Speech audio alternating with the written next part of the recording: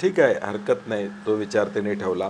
परंतु शेवटी परिवर्तन आघाडी म्हणूनच ते निवडून आले होते आणि म्हणून आत्ता देखील त्यांनी झाल्यावर सुद्धा सांगितलं की परिवर्तन आघाडी म्हणूनच मी चेअरमन झालेलो.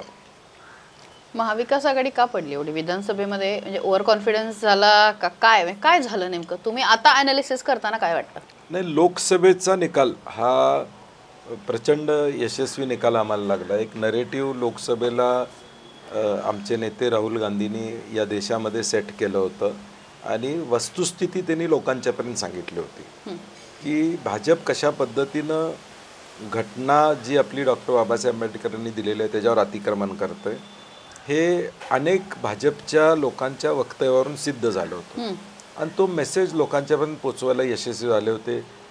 भारत जोडो यात्रेच्या माध्यमातून एक वातावरण ते निर्माण झालं होतं. परंतु मला वाटते